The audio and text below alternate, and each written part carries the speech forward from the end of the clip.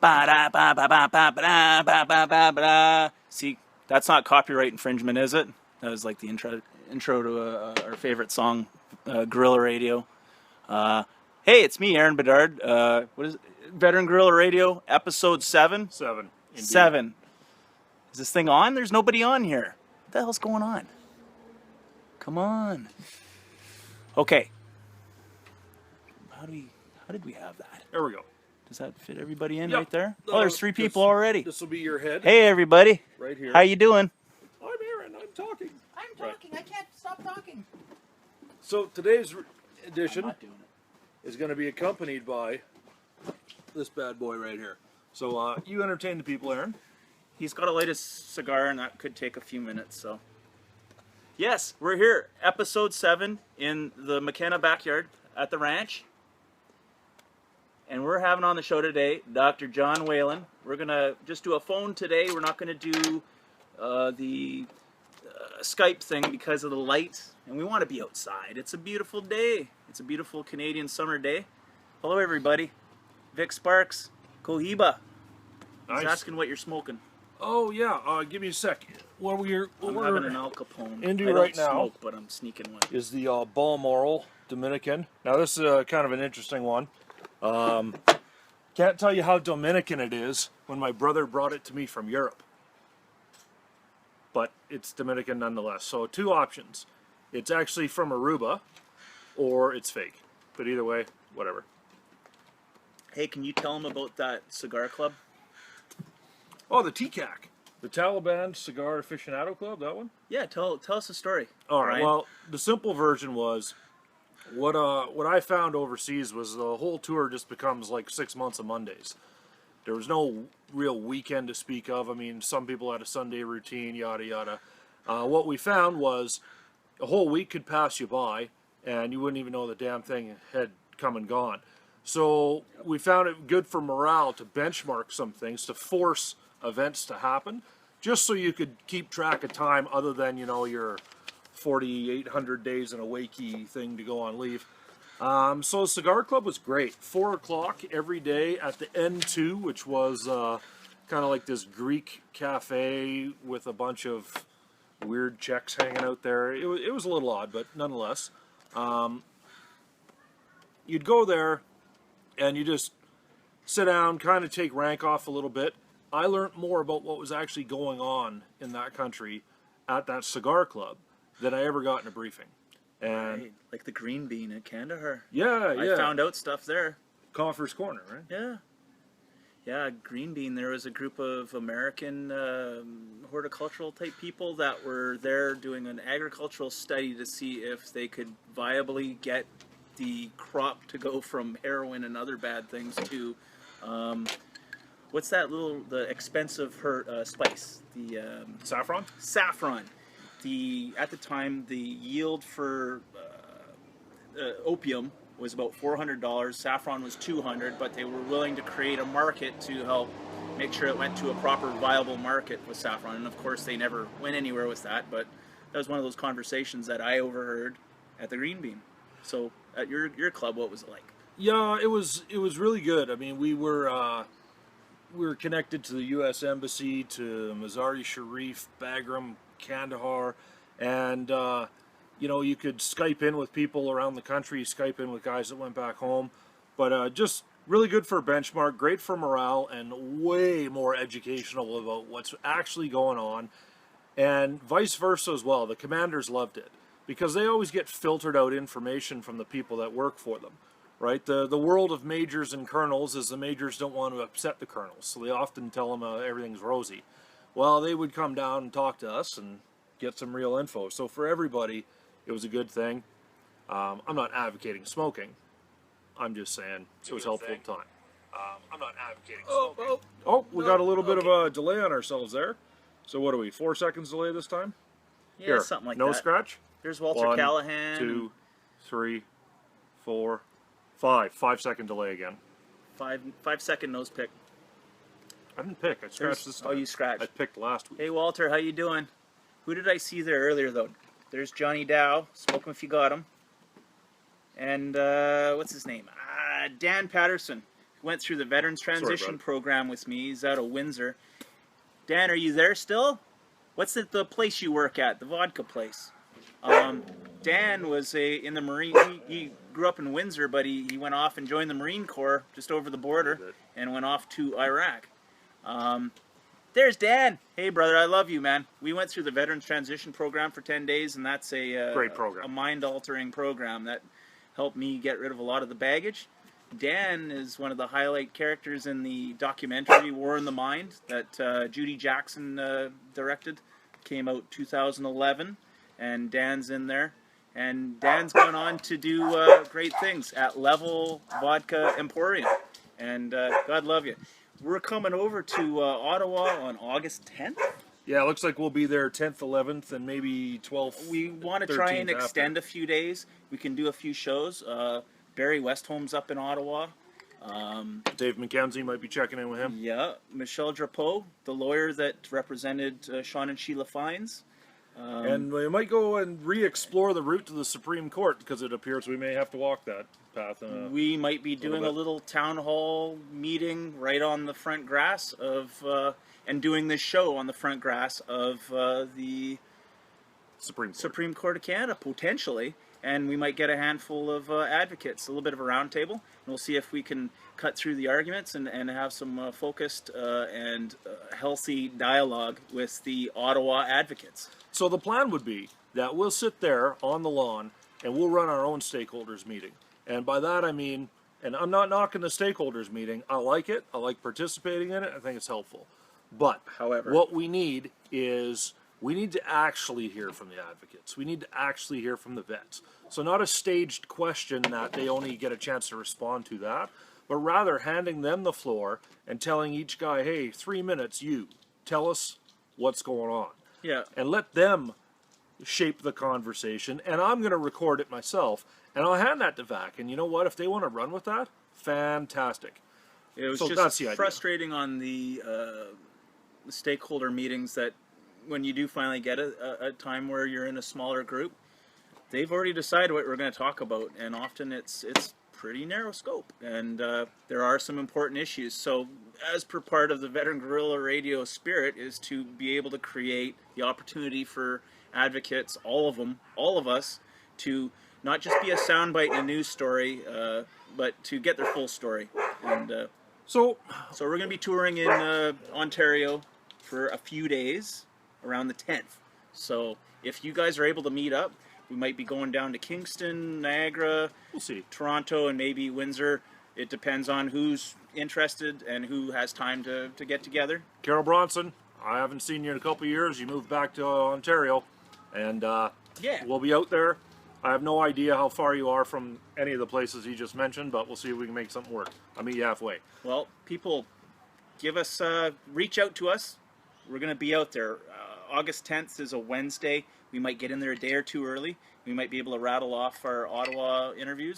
We want to do a cluster of interviews and then have a few days beyond the 10th. And then we're going to try and get 4 or 5 interviews done, which is a tall order. We'll do what we can. And then we need to take a nice long break. We need to have some summer too, right? Yeah. So after the 10th, 11th, 12th period there, it's going to be a cutoff. And then we're going to come back after, say, Labor Day weekend. All right. And me and my wife are going away for a week or two. We might be going, finding a beach somewhere or something, going for a long drive. But we're going to be back full bore. We're going to have merchandising with the t-shirts, and we're going to have to start doing a little bit of fundraising because, again, November, we're going to be doing a cross-Canada tour. So a couple things today. One, we are going to roll out a t-shirt eventually, and we're going to do something unique. You know, people talk about transparency, but they normally mean like 93% transparent, and they have stuff they want to hide. That's not the way we're going to play ball. If we kick off something that we then hand to you folks, and you hand us some money in trust there, we're going to put every cent of it up here so that it can be seen. We're going to take a snapshot of our records. Yeah, that's the transparency that's required. Absolutely 100. Not just good enough, but see-through. In the business of veterans, we're going to set the bar on transparency. We are. Another thing that we talked about we want to do today, we're not going to go too much into current events today. Although I will tell you of one that kind of had me a little dismayed, and it was I read yesterday about the ventilation system in the Canadian patrol frigates and the Halifax class frigate, and about how they've been having mold issues going back a number of years. And I will tell you that I don't know much about it other than touring them a little bit. I've never really been on them. I think what it shows us is this is what happens when you only have one ship capability. Like when you have one vehicle, you can't ground the only aircraft you have or the only vehicle you have. And in this case, what could they do? Turn around and say, okay, well, we ground all the frigates? Well, then we have no boats operating. So that's the risk of going to one platform only. But when I read this story, you know, you got a chief petty officer, I think his name was McLaughlin, but I'm not sure. Nonetheless, he'd reported this stuff numerous times, wound up working as a civvy in the department, had reported it, to the point that the sailors had nicknames for it. You know, if there's a nickname, it's more than just two dudes talking about something, right? And yet, the usual, when the questions went to the department, oh no, everything's wonderful, there's no money shortage, it's fine, it's fine. I'm going to try to learn some more about this story. If you guys know anything more about it, and any Navy personnel on there that could bring me a little more up to speed, I'd appreciate that, because I don't like talking about things I don't know. On the other hand, when I saw this one, I thought to myself, same old, man. Like, Yeah. I've seen it before. You know, one of the things me and a friend were just talking about the other day, this friend's now working over in Comox, but we served together in Winnipeg and then over to Bosnia. And I think I mentioned this to you guys before, where we were in a camp next to a concrete plant, and every friggin' morning there was more dust than you can imagine on the vehicles. Right. And we were told, like, and I think I even showed the letter on the show, like, yeah, this letter's on everyone's file. No, it's not. No. And I looked on mine, it wasn't there, and in fact, Joe Short, a guy I served with back here, that had been on their previous tour, he had a copy of it, because, you know, he was smart enough when they say photocopy everything. I don't know why I didn't photocopy that. He did. I haven't benefited from that sheet, but I posted it on a page, and a bunch of guys have now used that to help with their own claims. So, if that goes through and helps somebody, here's, I'm going to do a drink to Joe Short for helping vicariously those people through me. Cheerio. Hey, and let's remember when we were all young and dumb and full of it in the forces, and oh, nothing's ever going to happen to me, so we didn't photocopy stuff. You got friends still in who haven't been hurt and are doing great. Remember that they're in that mindset, and remind them, if you hear about them getting hurt or going to a special area where there's something like that, like cement dust or burn pit or whatever, you tell them and remind them over and over again to make records and keep them. Keep a file on everything. Use your phone now. It's beautiful. You got your phone. Take a photo of everything. The doctor at the MRI, oh, I won't say that. Take a photo of everything you can. If you got a file in front of you, your personal information, you get a photo of it. You probably shouldn't say that. But Well, I would. and a couple things you guys can be made aware of. First of all, when you get out, you can ask to get a copy of your med records on a CD. I did that, and so I've got it all here. An A-tip. And then you can also do a request from VAC to get all of that stuff on CD. Just remember that if you want VAC and VRAB info, they're two different requests. You have to ask for everything. Yeah, so you got to ask for Specifically. everything. You're going to wind up with a stack of CDs, like, you know, some teenager from the 1990s, but nonetheless, that's what they got. And it's better than not having it. Someone like Matt Edwards or Sylvain Chartrand, those are experts at knowing the specific things to ask for, because they do a lot of A-tip work, and maybe one of them might put up a little list of things to ask for. Yeah, that'd be good. If you guys are on there. I know Matt's usually there. Yeah, Sylvan will probably come on later.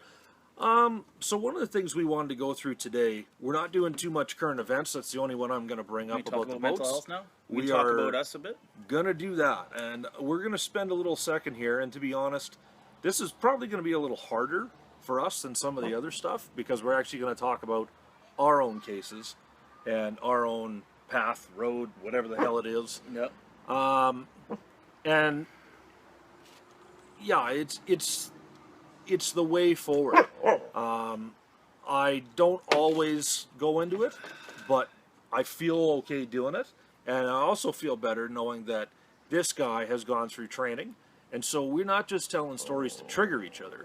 We've done stuff to be smarter about how to deal with this, and we know how to have a conversation that's framed the right way.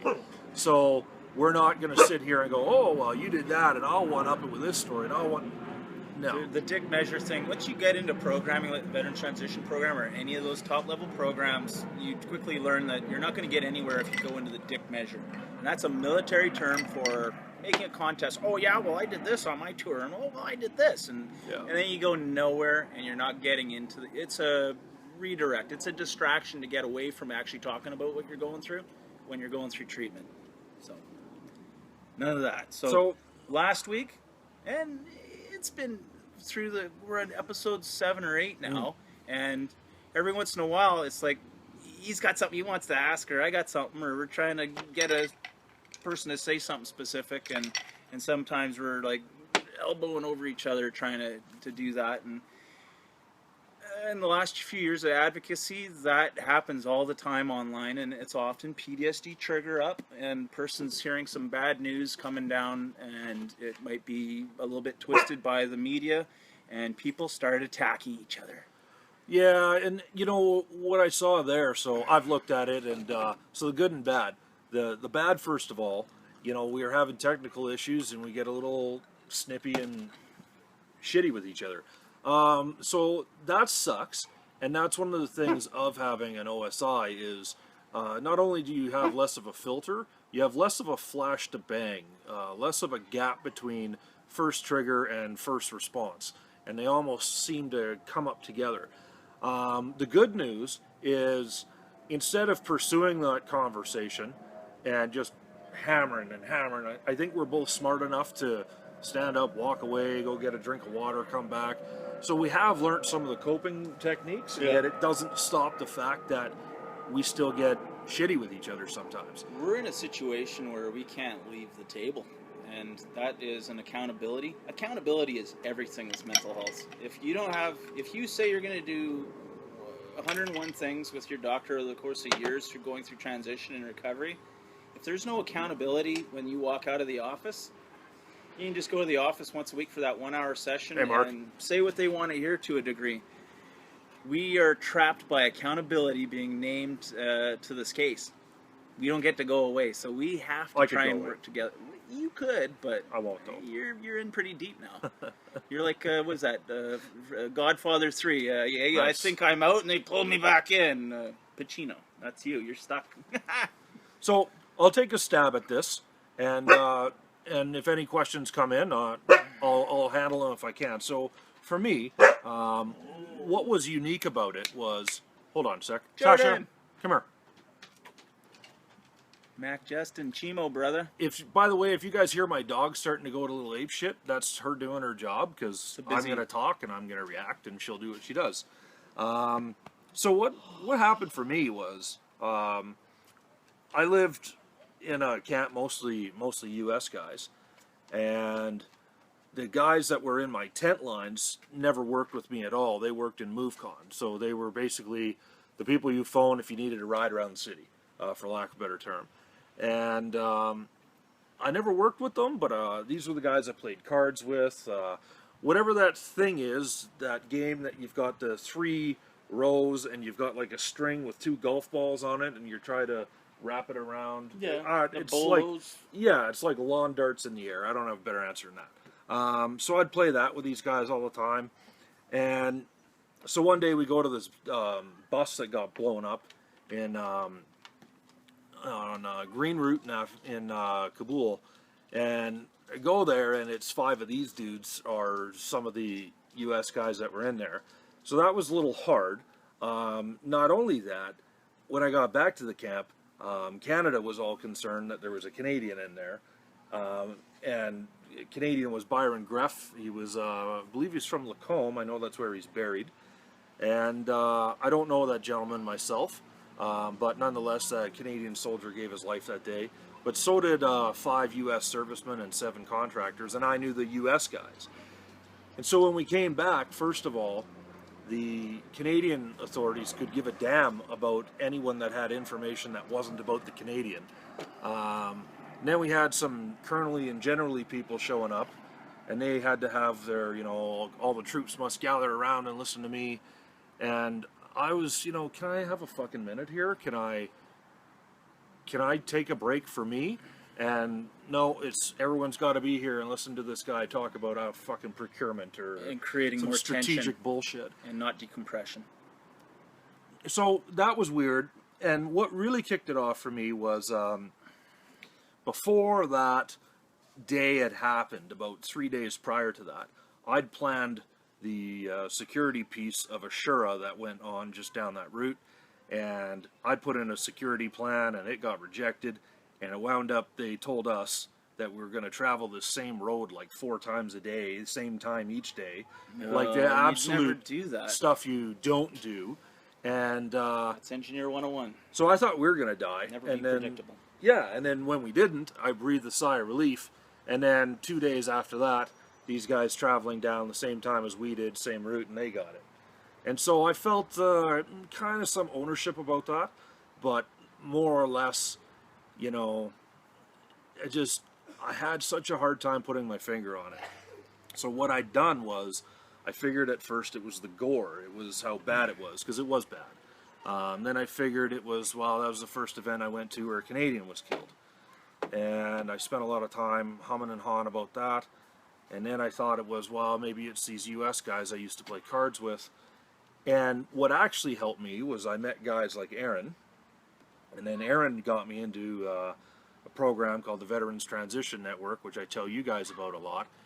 And when I got there, the doctors worked with me, sometimes in a group session, sometimes one-on-one. And they got me to this point where I was walking through this event with them. Oh, is that him calling? Yeah. Calling the doc right now? Cool. Wrap it up. Hello, British Columbia. Hello, John, in Halifax. Hi. So we'll just put you on standby for like 20 seconds while Let I him wrap finish his something up story. here. I just wanted to And get you then on. we'll- I just Okay, saw sure. you. Okay, so standby.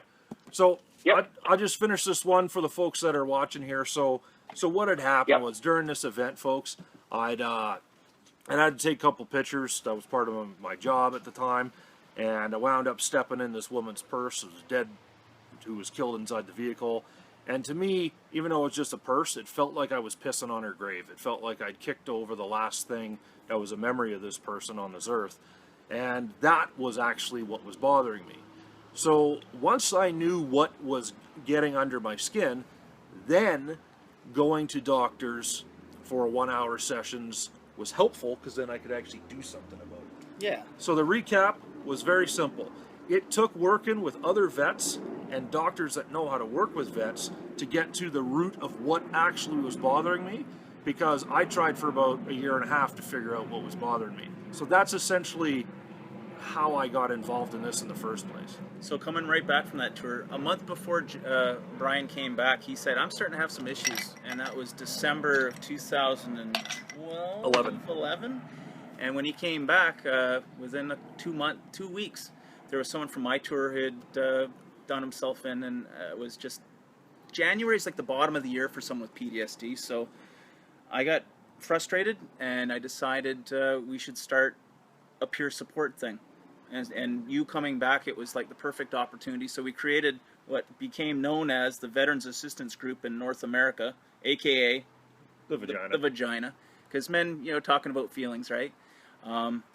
And so you had 6 months to a year with guys that had been through the Veteran Transition Program and been going through various levels of stress and processing, and that helped you get on a good start on recovery, or at least learning to manage. It did, and I'm going to use that, if I can, to throw it over to the doc we got here. Of course, we told you earlier we got Dr. John Whelan. We got his book here.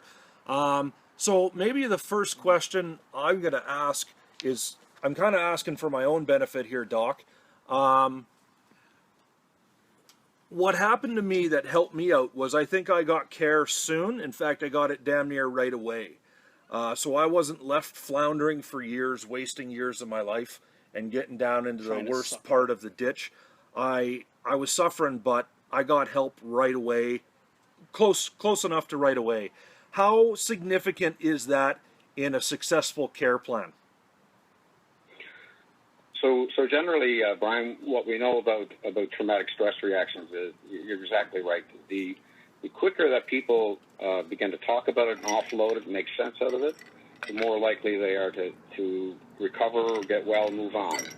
It's when people pack it away, they think about it, it rolls over and over, and it generalizes to a lot of other areas in their lives that it creates lots of problems. Outstanding. Let's reposition this here. John, can you tell us a bit about your military career and deployments, just to give us some background? Oh, sure. Give us some history, sir. I spent about 9 years in the Navy as a tech. A lot of sailing, sailed NATO. After about just close to 9 years, decided I wanted to go to university, and the recommendation made to me was that if you want to do that, then get out and go. So I did. I finished a PhD, and I came back to Stadacona Hospital actually in '93, just when the first guys were starting to roll back from Bosnia. And I stayed more or less up until 2005. I ended up being the director of the addictions wing there up until 2005, and left that to 2005 was a joint initiative by DND and VAC to head up a group-based addiction PTSD program. Right. And so I've been running basically a private clinic right from then till now. Mostly do group work. I see the most benefit from veterans and serving people, when they can lower the guard a bit and really get into things with each other and support each other. And where's that program? It's here in Halifax. I've been running it for about 10 years, and recently I've put a hold on it. It's just basically administrative bureaucratic issues trying to work out the logistics. It's just got to be too time consuming. So you're reorging a bit? It's really, I see a lot of benefit for people going through those types of programs. So could I also ask, from the Navy perspective, I know a lot of times the Army tours are the ones that make the news, and yet we often find, like I know that a lot of the EOD guys that were going to Afghanistan were from the Navy, but that story to some degree got untold. Yeah. And there was tours to the Gulf all the time. There were tours to Haiti for the Navy. They were going to Timor. Was a gong show. Some of my friends, a friend in Chilliwack, they were in East Timor, and there was a real mess going on there. So he saw a lot of bodies and stuff, just running supply and material off the ships, and that was traumatizing enough for him that he doesn't even like seeing barbecue anymore. So everybody's going to get traumatized in the Canadian Forces when they go into a special area, as we'll call it, right? Yes. Absolutely. Yes, we do.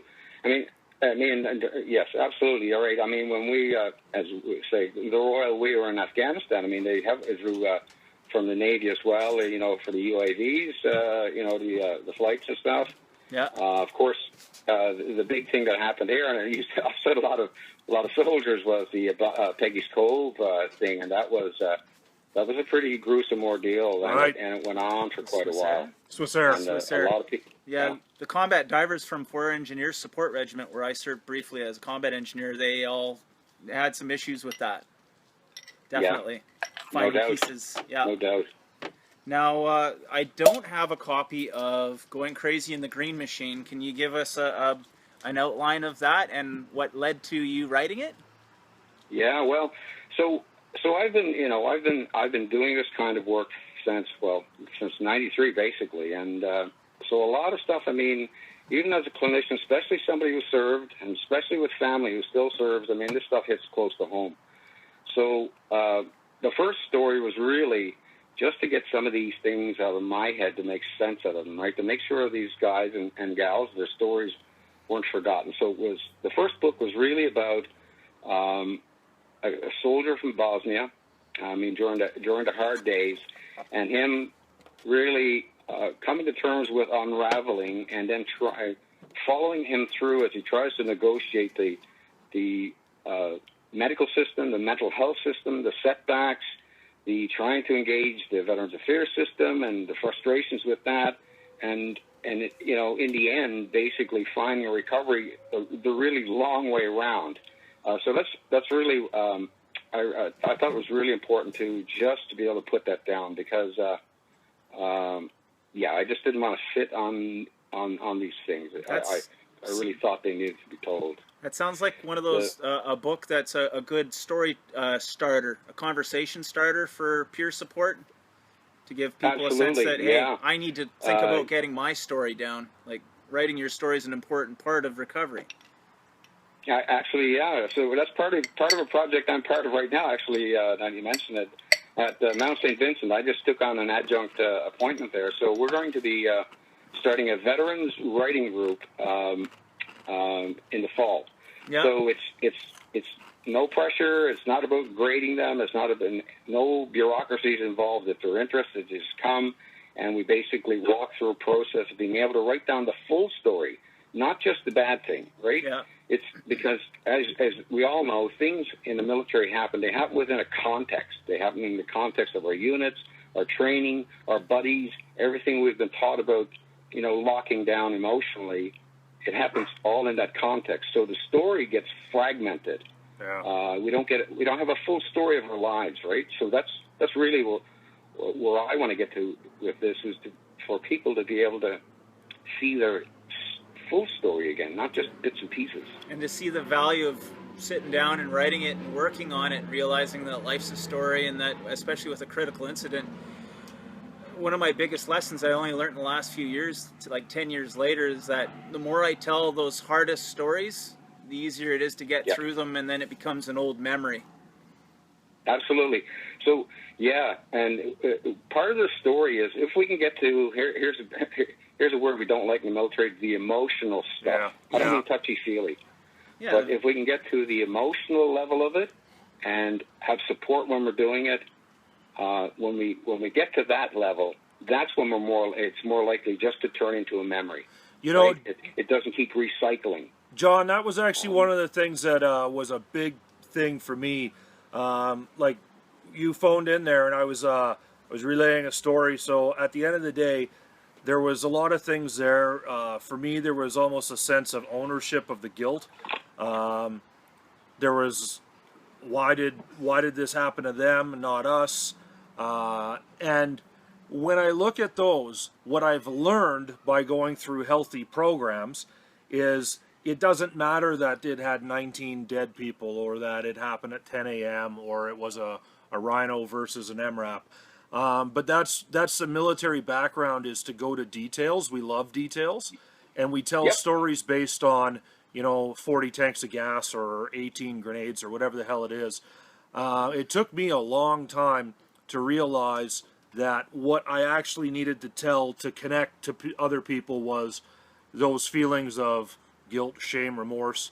And so what else would you suggest that is a healthy type of conversation that people should get educated into doing? That's a great point.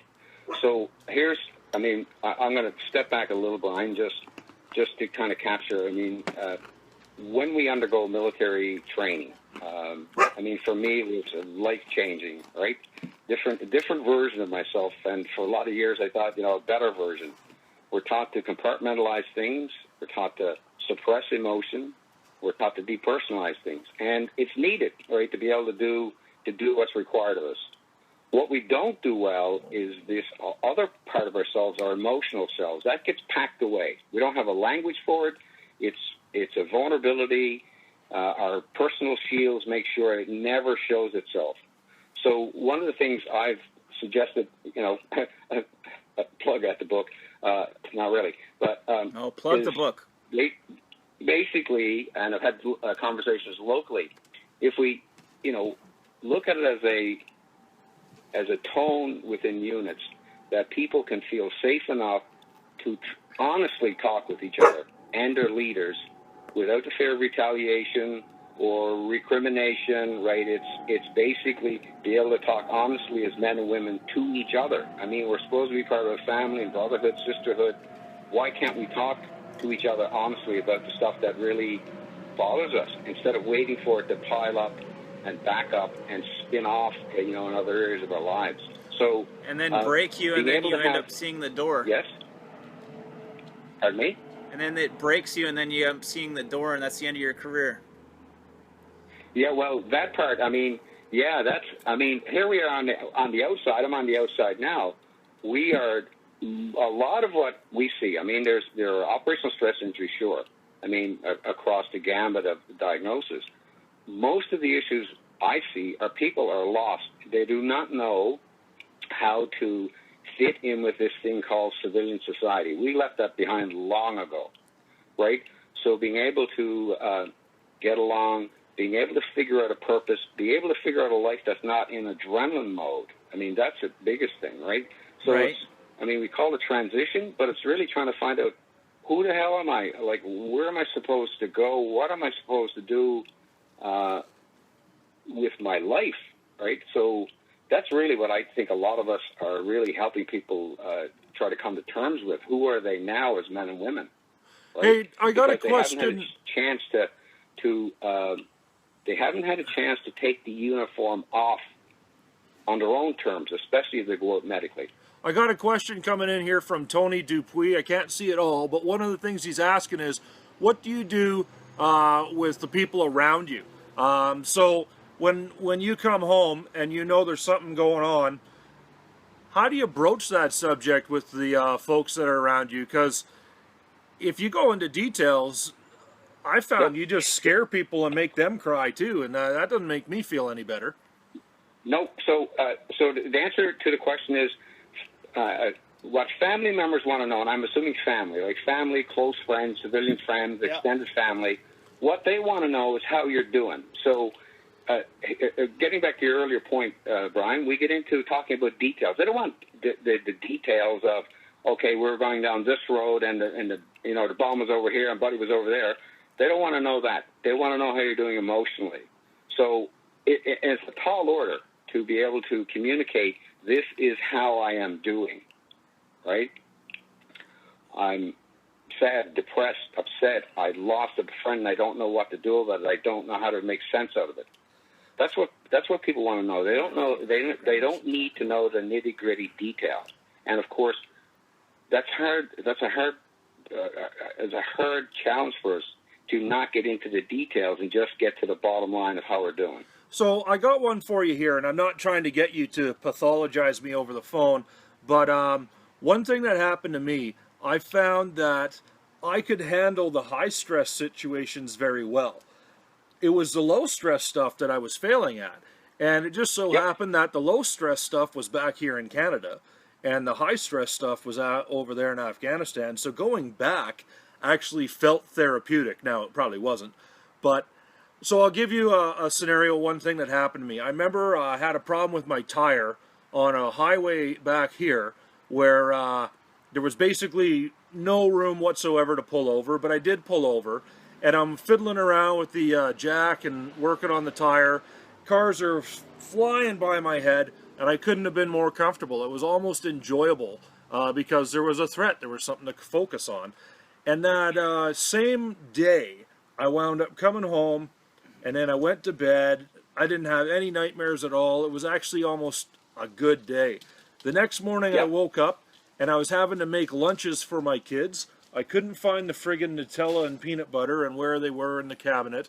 And I wound up basically breaking down in my own kitchen over making a fucking sandwich, right? Like, that's what took me down.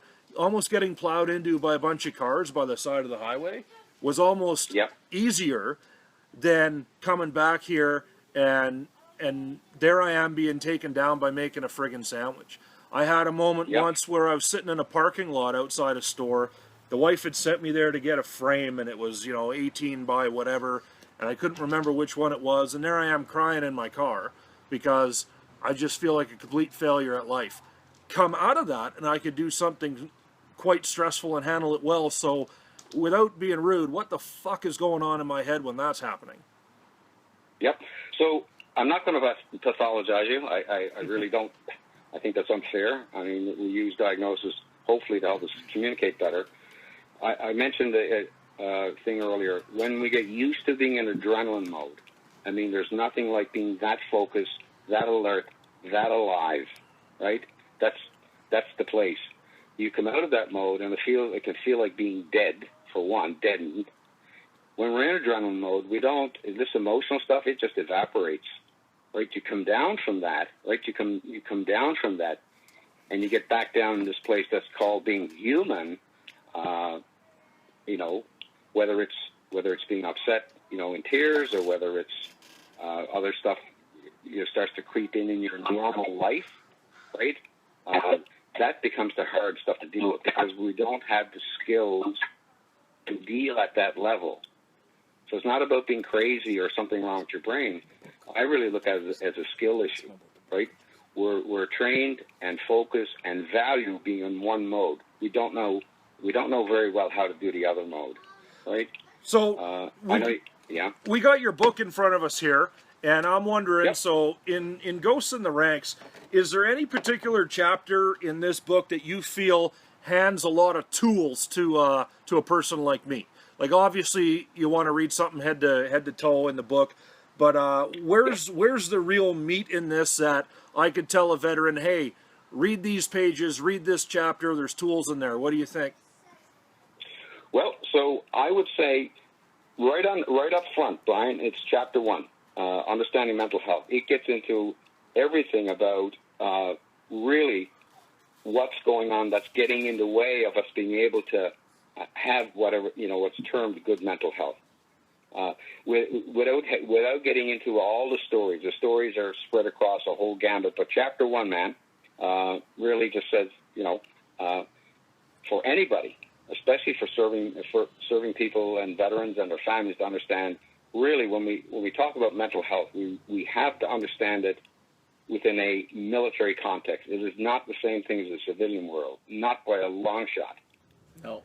So I think one of the things that I had to work through, even with my own therapist, I wound up having to teach them because they hadn't a clue when it came to military events.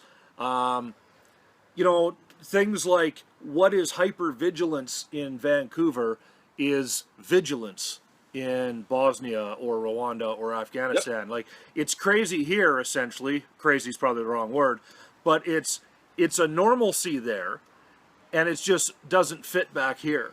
I know for me, one of the biggest frustrations I had was coming back to a country where I felt that the average person didn't even have a fucking clue what we were doing.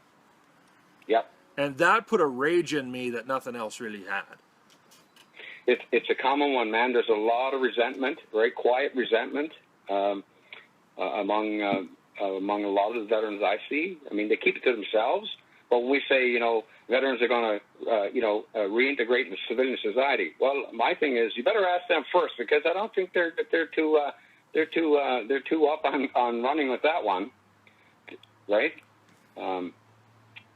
So, and because the other thing I wanted to ask you about your book here, because I'm noticing if you look down at chapter 7, and the main question behind that is, am I a good man? And I actually went through this question I have a problem a lot. with that.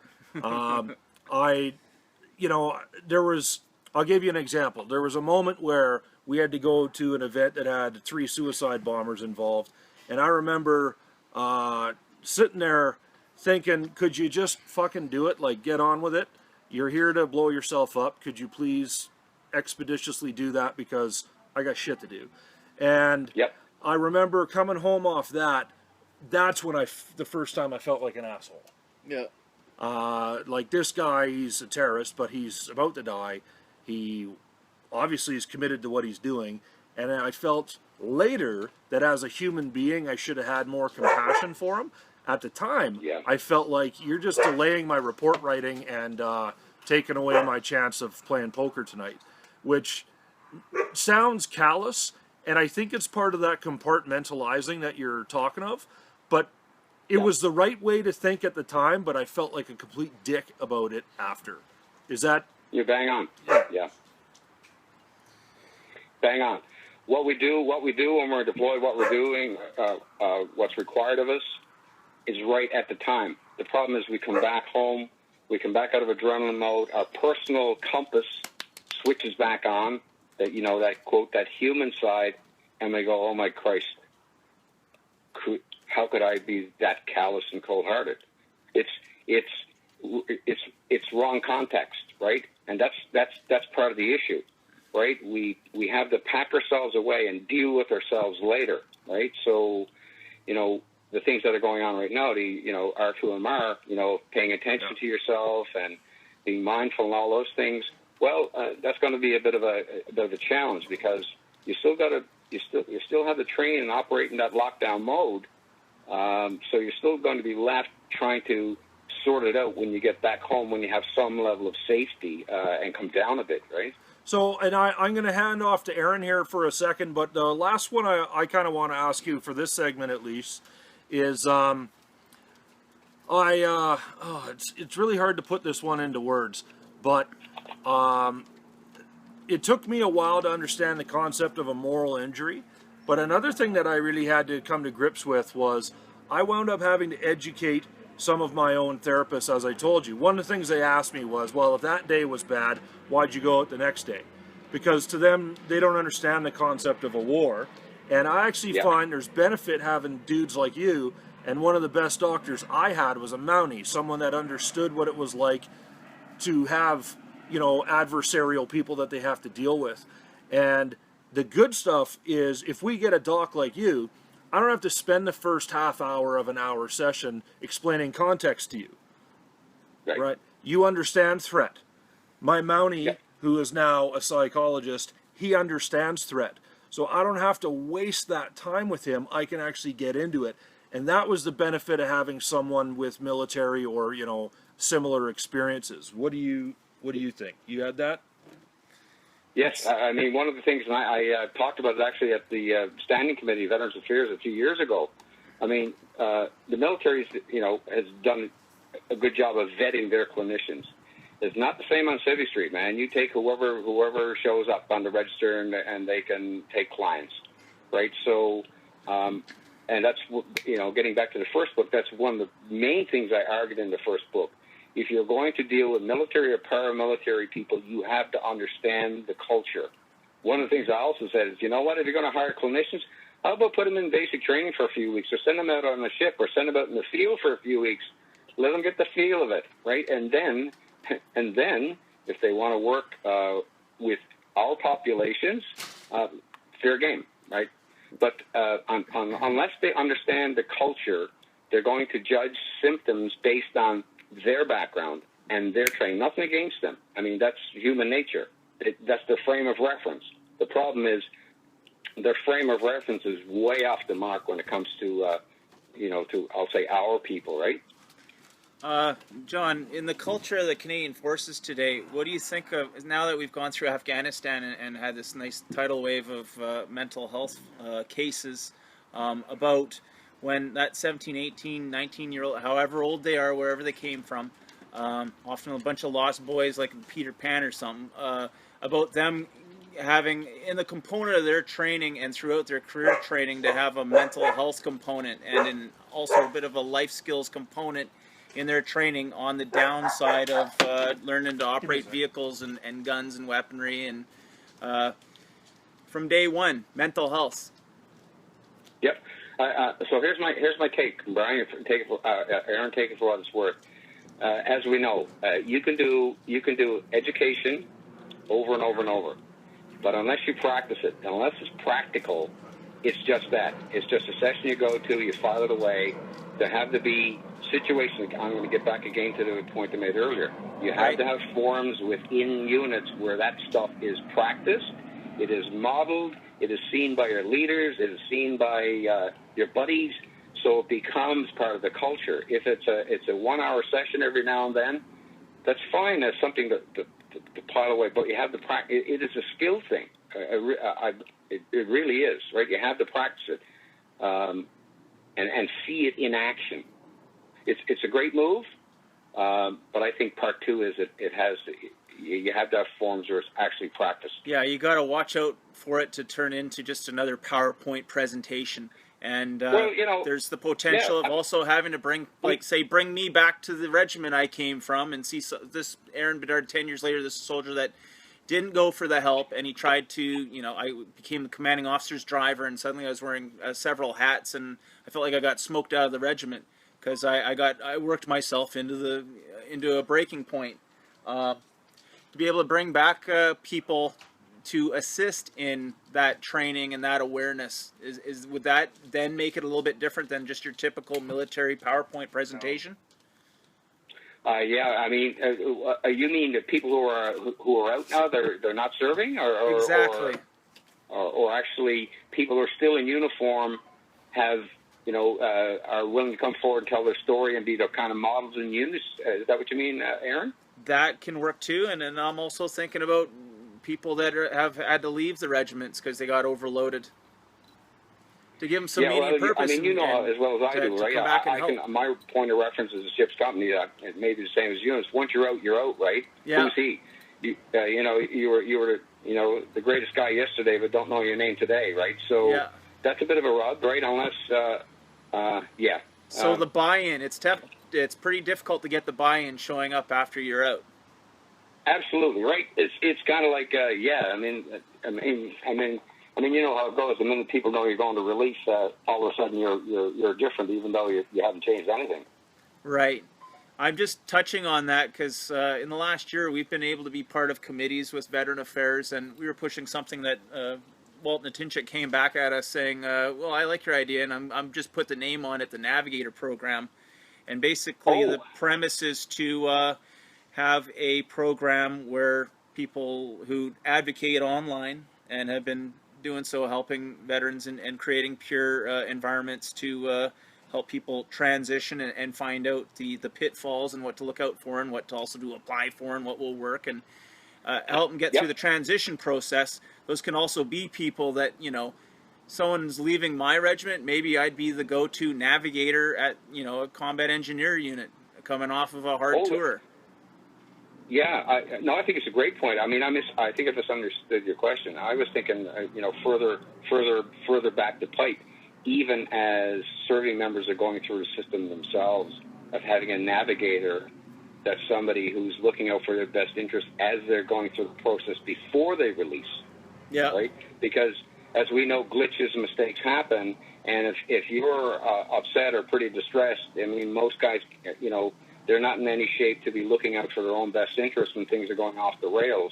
So having a navigator inside the system, and your point exactly, when you're released, you also need that role as well. So I think it's a great point, great suggestion. And don't get me wrong, my philosophy I've had to learn the hard way is that I no longer climb down into the hole to help somebody. I'll throw them down a ladder of resources and programming available to them, but they got to climb their fucking ass out themselves, because learning the hard way, I've gone and broken myself a couple times mentally trying to help people out. My biggest failing, I think, in this at first was I tried to solve it the way I solved a lot of other stuff, which was beer in the mess. And I love the mess and I love beer. But what tended to happen there was the dick measuring, the nut flopping contest. Like, hey, look at these. And it basically turned from one story, and it almost seemed, John, that people thought there was therapy in telling you that they had a worse story than you did. I know, yeah. It's well, hey, as you know, add alcohol to therapy, and you've got an entirely different thing, right? Yeah. Because you know, all the brakes are off, and it just changes the whole context, right? So it's not real for one. It feels real at the time, right? But it just gets messed up. So our last Aaron O'Toole type committee, as a result of the abeyance of our court case, that was in December, and that navigator program was brought up again, and we made some pushes to, hey, these people should have some qualification credential to make this viable. And I think I put a little bit of pressure on the Legion, because they have a service officer program. We're looking for something in suicide intervention, like a couple of official programs, so that the person going through the process of becoming a navigator would have a few checks in the box to have some credential and credibility to be used and looked to by the CF. But then within a month now, the dialogue never continued. But now we have the operational stress injury support section with the Legion. Special section. So they haven't quite got it off the ground yet. We'll see where it goes. We're willing to help them out, and hopefully a few years down the road that actually turns into something. So John, I got a question for you, and I've often asked this of the different doctors I've come in contact with, and so my question is, what is the next thing on the horizon? And specifically, I know one doctor that's really doing a lot of work with EMDR. I know others that don't care for it. I've got one that has recommended a lot of sleep therapy, and there seems to be some confusion, I guess, throughout the community. So what would you say are, first of all, some things, some actual treatments that you've seen success with, and then what's coming down the pipe? What's the next thing that you think might show some promise with our community? So historically, I mean, we really were trained in the whole idea of the cognitive behavioral therapy and prolonged exposure. And as you know, a lot of people, about a third of people kind of benefited from that. The majority didn't, right? Or they ran away from it because it was just too hard to do. So, like, I've done training in EMDR as well. It can help. Nothing's a panacea. Nothing's a silver bullet. So that's one thing. The primary thing is, and we're getting back to, it's not so much the technique that a therapist or a doctor is going to pull out of their pocket. It is how well they can establish a safe, trusting, solid relationship with the veteran. I totally agree. They have to have that in place. Otherwise, it doesn't matter what shiny thing they pull out of their pocket. It's going to be off the mark a bit, especially if they don't understand. If the veteran gets a sense that this person doesn't understand where they're coming from, they don't understand the culture as we talked about, that needs to be addressed. That's a fundamental. That's got to be, in place. So I'm as I said, I'm a bit biased. Because I've seen so much benefit from the group therapies when they're done well and they're done safely. I'm aware of the VTP. I've trained with Marv and Dave Cool. I know the absolute benefit of creating safe environment for people to really be able to talk with each other and not pathologize each other, and they get well. I agree. So it is, in my books, it is one of the underrated therapies around. It's been around for a long time. It's not been accepted widely by the PTSD world because they were afraid everybody was going to get upset and go off the rails. Well, the opposite happens. So that's my plug for group therapies. What's coming out of the States right now is something that's been around for a while, is really getting into, okay, let's stop focusing on symptoms and how bad people are doing. Let's teach them some basic things like mindfulness, yoga, being able to treat themselves humanly and their emotions. Very different approach. It sounds a bit hokey, but the people who do it, they learn how to be humanized again. Brian, I think that's the crux of this, is how do I figure out how to get back to being a human being again? Because when I was a 20-year-old kid, I don't even remember that guy anymore. I don't know who he was walking through the main gate, right? So that'll be my take on that. There's nothing coming down the pipe in terms of magic drugs or anything like that. That's been ongoing research, and I don't see anything on that front. But really, things that connect people back together. You said an important word earlier. Shame. The other opposite I see is one of two major reactions. Shame.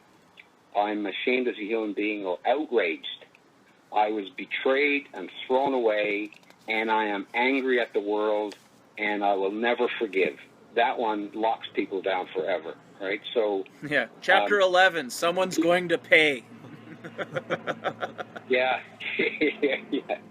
Okay, so so anyway, that sounds like an oratory there. But anyway, a little bit passionate about those things because there's things that can work. We just need to figure out how to be humans again. Hey John, have you heard any bad outcomes with the use of marijuana? Can we go there? Okay, so It's we've going done to come up. a survey, and I'm not going to talk about that. I'll talk about my personal experience. Yeah. Right, the guys who've used it, like the high CBD for chronic pain. Yeah. They That's me. they can go through talk therapies. They participate in groups. They're fine. When guys get into either they've got access to higher THC stuff, either they're getting a prescription where they've got a high THC for PTSD. They don't do so well in therapies, right? It's kind of like you get a buzz on. There's no other way to say it. So trying to talk about things at an emotional level and slow it down, it doesn't go well, right? And Okay. so it's kind of like the guys are benefiting from it, but I don't know how well it fits with the therapies. That's one problem. I've had a couple of guys who have pretty well gone almost psychotic and have had to be hospitalized. I've had Having few a of them bad go into trip? treatment programs, like for us here in Nova Scotia, they've got to go inpatient in Ontario. So the verdict's out, man. We don't have enough research on dosages, strains, what specific problems being prescribed for. How to employ it's a bit it. of a wild west. True enough. It's helped me just to dull the aggression. Yep.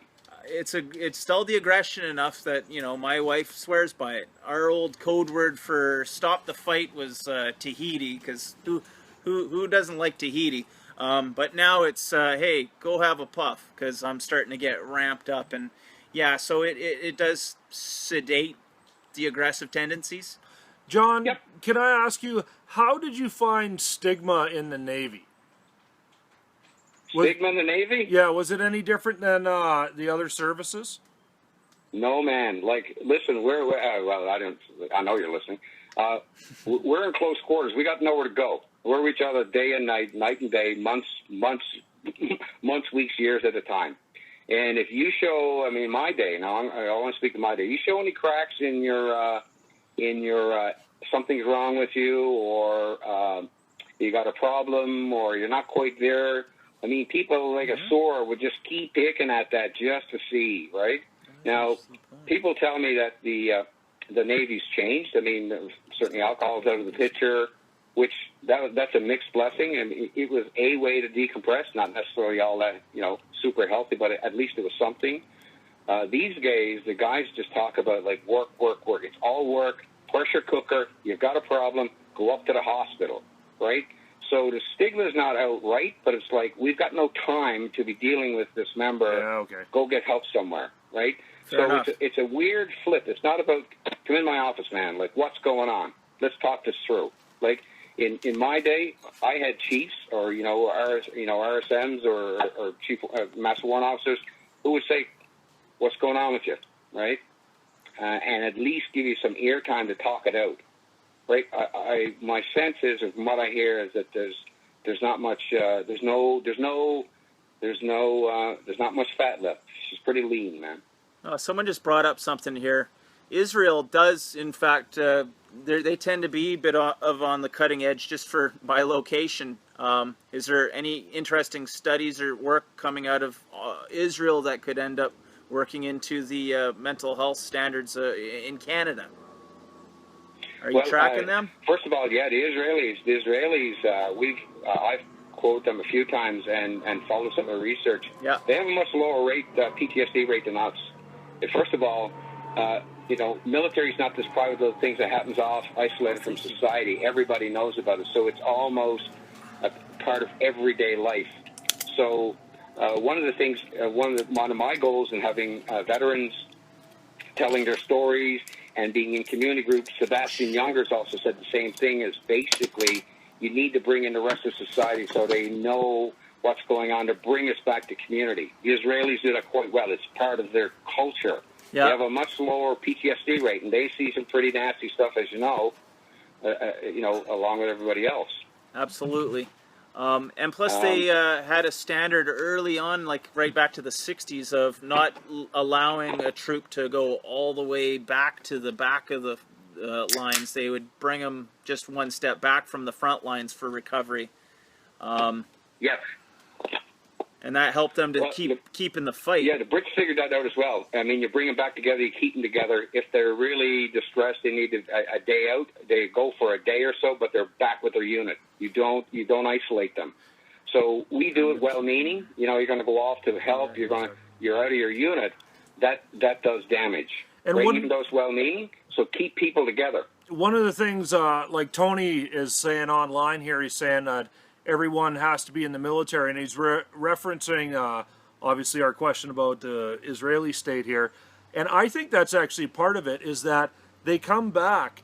First of all, they're not going far to war. They drive to war. It's 30 kilometers from where they live, or and the sometimes whole family's been in. 200. So yeah, and everyone in that society understands. When you come back here, you hop off the plane and people haven't a friggin' clue. And I think there is some therapy in the fact that your uncle went, your dad went, your grandpa went, and your kids are going to go too. I got to go to Israel in 2000, and a girl I was with at the time, we went up to her family's place up above the Sea of Galilee there on the River Jordan. They had a big pecan plantation right just before the border, and the whole family's there, and they have a big space, and Grandpa, he's got the tattoo on his arm, and he's in the little cabin at the back of the place, and everyone kind of leaves him alone. And they had a barbecue. The whole family's there, about 24 people, and you got people there that have been every stage of conflict through the history of that country. The fellow that ran the farm, they had a clipping up on the wall, and he's standing there with a big, heavy area machine gun. And I'm like, what's the story here? And he'd been the first fella to shoot down a MiG-21 with a machine gun when it had come in when they were going into Lebanon.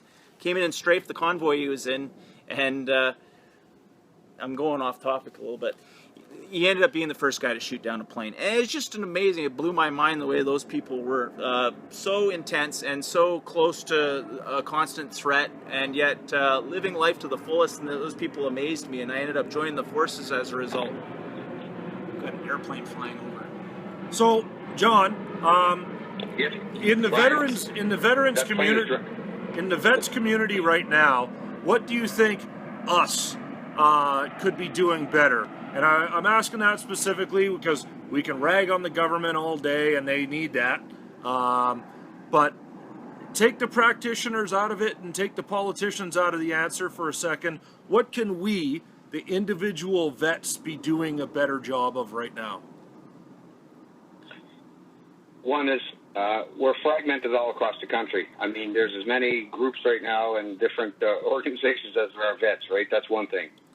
We don't deal with a conflict very well and stay together, right? It's it's a trite saying to say a collective voice, but it means being able to come together in groups. Like, I'm a member of a group here, and people just come out. We come out. Sometimes we go for a ride together. It's a big group. I mean, it's 500 or 600 people right now. What group? And people come together and just get out and talk and just connect, right?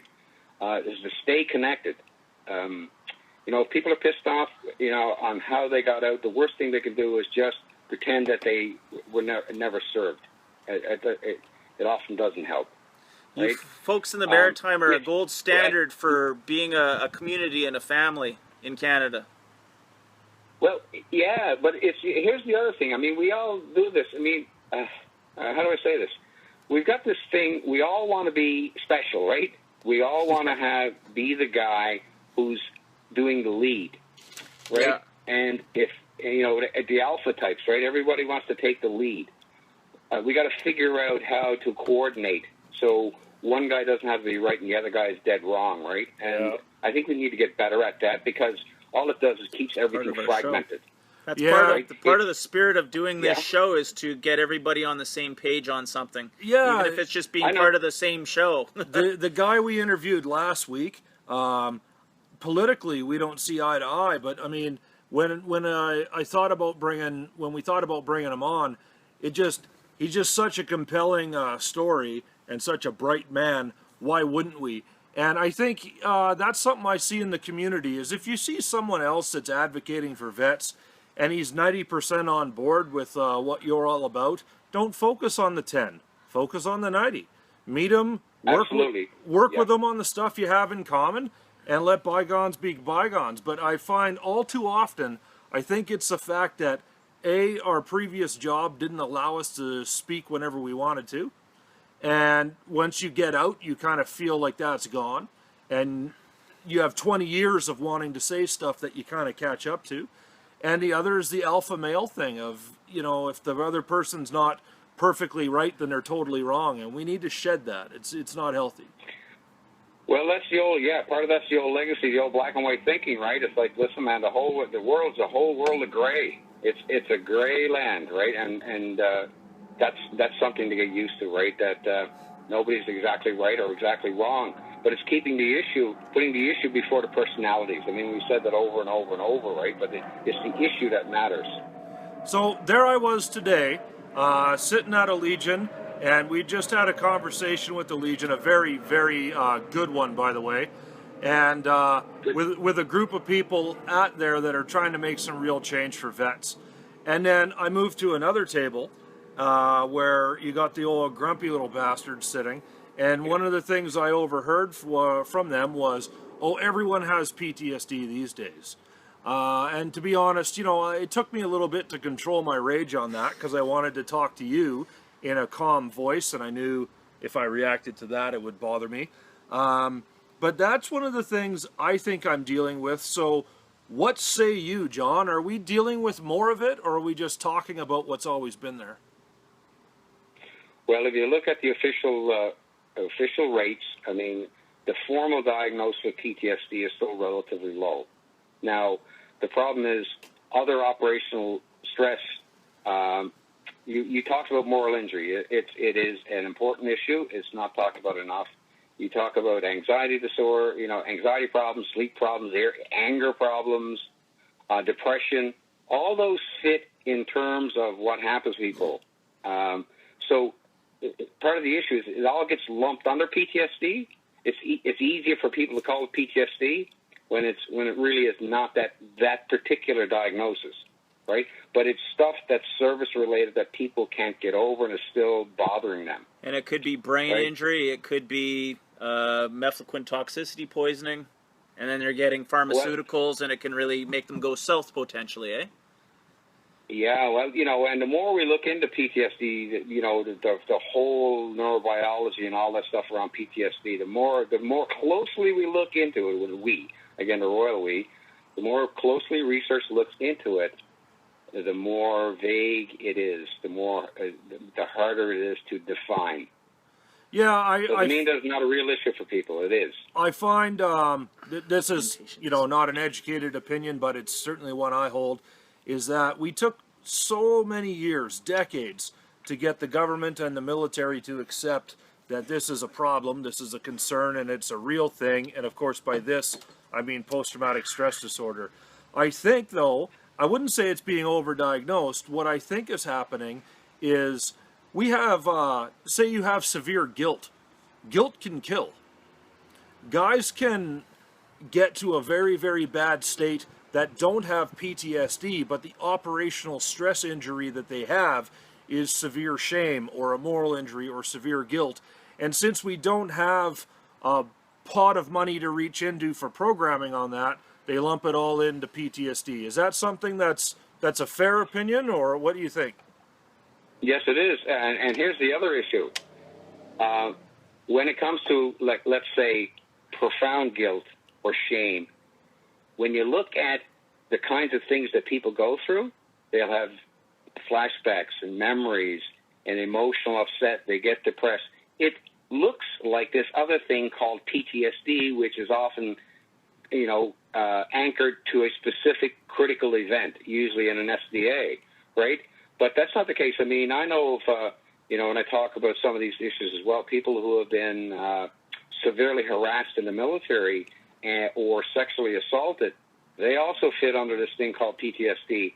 And, right, so what am I saying in all that? It's more important what's going on emotionally with people, how they're managing the emotional challenges, than the label that gets put to it. Now, I know it's important to have a label. I mean, we've got a whole system right now, Veterans Affairs, that is, there's a lot of weight placed on labels. But what's really going on is people, again, have to figure out how to manage some of these things. Grief and loss is a huge one. Yeah. And we're not even talking about the loss of identity when you take the uniform off. That's a whole different level. Yeah. Right? So, again, hopefully I'm not confusing it, Brian, by saying those things. No, I agree wholeheartedly. And in fact, it's my understanding is that we're at this position right now. So I'll use the World War II folks, for example. They had an unbelievably high rate of heart failure once they came back. Well, it wasn't heart failure. It's because no one was allowed socially to admit about suicide back then. Yeah. Right? And that subsided only when they got to go back to war again in Korea. And then we saw this again and again. And I think the society has somewhat matured to come around to this idea. But the society is not there right now to say that if a guy has severe guilt, we should put him in a treatment program. And so they lump it into PTSD just so that they can access benefits for him. That's what I think. Yep, it is. It's hopefully you as you've said, you see somebody who knows what's going on as a clinician, and despite the label, they get to help you work through the real issue, regardless of the label, right? So, last point I wanted to talk to you, John, about is last year we managed to get a government to commit to investing into a physical inpatient facility for treating PTSD. It was in their campaign promises. They got elected. Me and Brian are part of a committee working towards that end. There's an issue that in the last 40, 50 years they've been slowly getting rid of hospitals and getting rid of the federal mandate to care for people in hospitals. What would you see in an inpatient facility? What types of treatment can you do where you're going to have someone for 25, 30 days that we can't necessarily get to in the 1 hour sessions? And being a first knock dealing with PTSD early in the PTSD or before they've had a breakdown, how can we help them? You mean in terms of what to do within that facility, Aaron?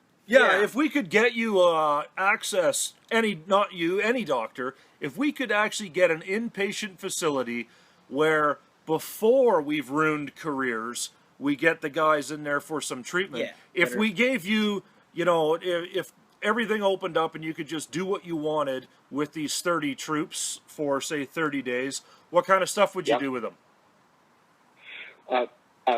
I mean, if you have people in a facility, you've got, and they're all veterans, let's say are veterans, you have in mind right now, you've taken care of one of the primary problems right away.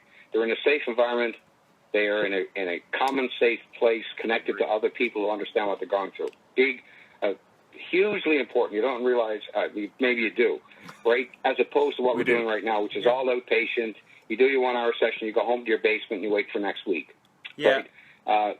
Terrible way to try to help people. Especially if someone's waiting months for that 1 hour session. Right now, what we're doing is sending people off to, as I said, off to Central Ontario. They go off for 30 days, 60 days, 45 days, come back, and no follow-up at all. So if you're going to have a facility, the group-based work, the other things of teaching them how to get into this thing of emotional skills training, absolutely important, and not only focus on bad events. The emotional skills training, how to manage themselves, how to talk with people who are close to them honestly, absolutely vital. So those are skills development. The other thing is, and I'll say this, because I ran an inpatient program at STAD for 30, we had the 30 days. And what we found out, and by the way, we were treating PTSD long before there were centers for PTSD under the name of addiction way back in the 90s, is that you have to have follow-up. Same thing with VTP. You have to have the follow-up where basically it's skills, reinforcement, retraining, stay connected. That's how people get well. Right? Absolutely. So that's that's what I would offer in terms of that. Having paraprofessionals in this facility, people have been through it. They help out the therapists because therapists don't have all the answers. Sometimes a peer has more value and more cred than any therapist, including myself. Can you imagine, here I'm going to blow your mind, can you imagine if we had navigators being part of that program and that program possibly being part of the checks in the box to become a navigator? Absolutely. It's called coordinated care, man. Absolutely. And again, another thing I've advocated for, we can't have fragmented care. Right now we have, if you look at the provincial health systems, it is fragmented. It is all over the place, right? You can go in door A, door B, door C. They don't talk to each other, the people in door A, B, and C. You may get the same treatment, duplicated treatment, or contradictory treatments, and the person is supposed to make sense out of that, right? So that's kind of where we are. So if you had a center and you say you don't want it to be too big because then it'll be just nuts, but I'd say Vision was 40 beds, but at all times you have 32 people in there and you have them broken down into 8-person groups, so that'd be 3 sections running and then space for overflow where people need to immediately get into a bed and await for the next course rather than having someone out there vulnerable who might be suicidal. So you got 8-man is a good size, 6 to 10. Something I know for sure that you can definitely do in an inpatient facility that I think most doctors on 1-hour sessions would be uncomfortable with is you could probably do proper exposure therapy.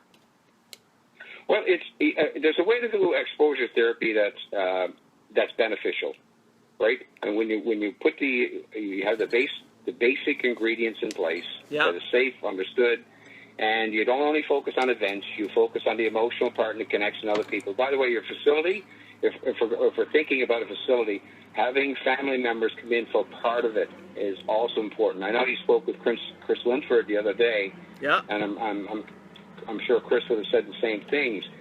Family is where people live their lives. They don't live their lives in therapy offices, right?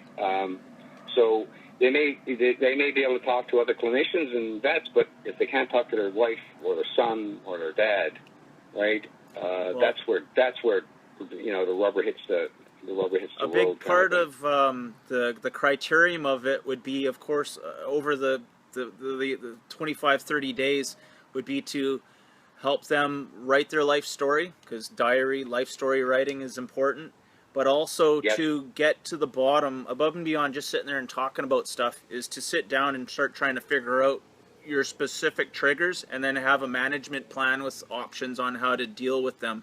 And then a big component of planning where I'm going to, within a 5-day period, a week, I got several appointments, so I'm going to try putting them all on a Wednesday, and I'm going to make that my day to organize all that stuff, to have planning.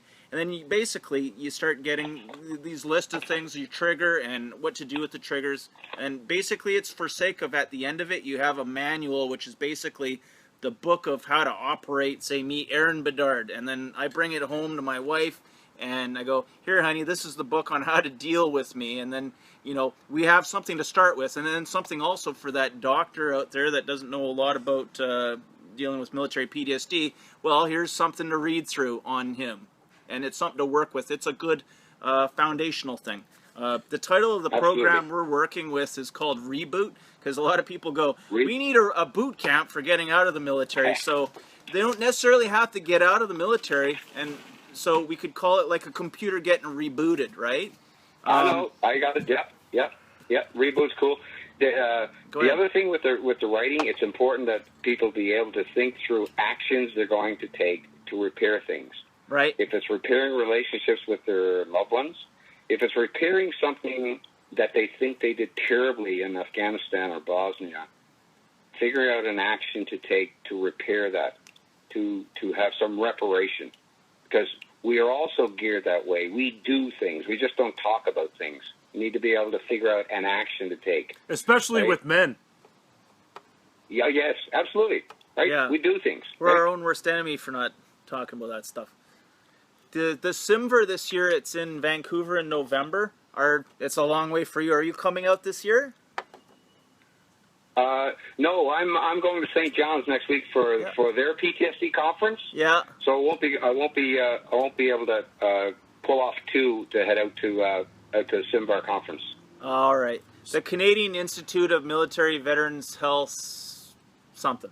Research. Research. Yep, There research. you go. Yep. So, John, I want to throw the floor over to you here for a second. Final notes. Yeah, it's one of the things I like to ask everyone. People are probably getting bored of hearing it, but what's one parting note you want to send out to the vet community, to the actual people going through this stuff? Anything you'd like to say? Take as long as you want. What I would say is, even though they may be having tough days right now, it absolutely does get better, right?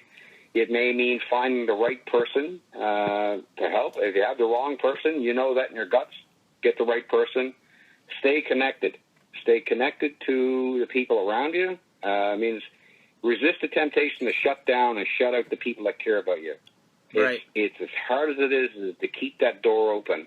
That's the way out. I mean, as odd as that may sound. So that's what I would say, Ryan. I appreciate that a lot. I think as we wrap up here, one of the biggest things is that you come with the credibility from both sides. You obviously have the education and you can bring the psychology side to bear, but you've served, so you get it. And I always, I would find a doctor like you if I moved. If I had to move away from the guy I go to right now, I would go and turn over rocks to find another guy just like him, because I want to deal with people that I don't have to waste my time with. They understand the context and they get it. And I think there's just so much there, and that's why the peer-based programs work. In fact, one of the biggest tools for a guy like you is us. You'll deliver a program, we'll help you deliver it. And that's why it needs to be peer-based as we go forward. That's how I feel. Yep. Absolutely important. Yes, absolutely. I can't thank you enough, man. Thank you, John. I thank you for a couple. First of all, for coming on here. And here's the plug time. I thank you for writing the books that you've written. So they're out there for people to get to. And and why not? Because this is education for you. And once you've read this, there, troops, then you take this and you hand it to your spouse so she can read it as well. Right? You need to get all the value out of these assets that you can. Thank you very much, John. Thanks, guys. Appreciate it. And we'll probably see you in Halifax in November if you're around. Yes, I will be. Okay. Look forward to it. We'll connect Cheers, with you then. Take care, sir. Bye. There you go. That's the doc. So, we don't have anything down for next week. I know I've talked to John Dow, and we want to do methylquintoxicity poisoning. Joseph Waugh is a case. Yeah, there's a couple things I'm service working officer. on. I'm going to be working on 2 interviews in the next little bit. I'm going to do an interview with Joe Waugh, and Joe is a service officer from BC Command of the Legion out here. And I just want to do that because, first of all, the image of a service officer might be an 80-year-old guy. I want to show you a guy that's 1/3 that age that is doing that job. And I also want him to be able to read the questions that are coming in online and everyone to realize what these guys actually do as they connect to the community. And the other one I'm looking to do, old friend of mine, he's a Gulf War vet. He's got this skin problem that a lot of his buddies have from the first Gulf War, and they're still struggling with the government, who refuses to acknowledge not only the source of the problem, but their implication in it. And we need to start chipping away at that one. So those are the 2 things I want to bring to the table here in the next little bit. Yeah, there'll be times where we're breaking off and he's going to do an individual show. I did one on Sunday because we have lives too, right? Like this coming up Tuesday, it's actually a 4-day weekend for me, and I might not be doing Tuesday. I have to check. But we have plenty of shows coming down the pipe. It's our hope that we're leading up to August 10th. We're going to try and get a pile of them done, and then we're going to take a nice long break from doing the show. But we want to, by November 10th, we want to have 40, 50 shows. Whatever we get, we get. So in terms of next week, or what our plan is forward for the next couple weeks, Friday afternoon we'll brief on this site. We'll just put a little message up there, letting people know what our plan is as we move forward. And that way that'll help everyone clue in and Yeah. give us the time to massage the Yeah, schedule. Friday 3 or 4 o'clock. That's like the highest traffic period on Facebook. The afternoon on a Friday, and so we'll be putting out what our mission is at that time. I just want to give Tony Dupuis the gold medal of the week for the carpet bomber of the show. I've seen probably about We need 50 that, though. posts. He's right in there. I love it. Barry Westholm on our first show. Barry was just like, oh, like that, just posting everything. So everybody, thanks for watching our show. If you can find the time, please add some of your friends to our members so that there are more people watching the show, because we've created this within a group so that people buy into the show enough that they feel comfortable with passing it on to their fellow veterans and their local community.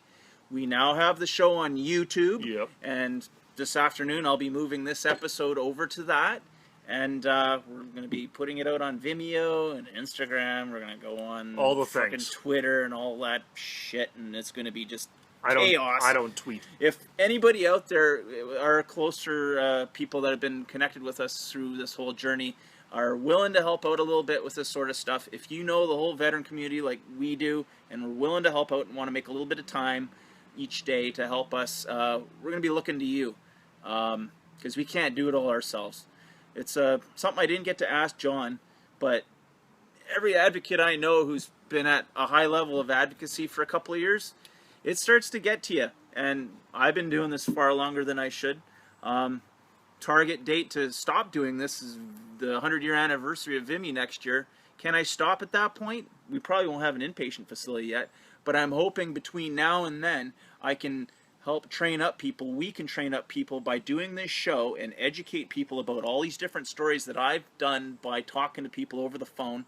I'm bringing them to you so that you can see the whole picture, and hopefully the show will create a situation where someone who has enough interest or had enough outrage, bad experience, will read through all this stuff and then learn about the players out there, and will advocate, because we need more, because it's 1 in 1,000 that advocate. So the care that helped me was given to me by doctors. But what put me in front of the right doctors, guys like him, it's the peers that are going to get it done. They know where to go. Trust they know us. the people that are authentic, and that's what helped me a lot. Dudes like him, there are others, but that's why we're here, is because we can help you with that. So thank you for tuning in. We're going to sign off on that note. Thank you very much. Love you And guys. turn that off. I don't know how to turn it off. You know how to turn it off? Bye, everybody.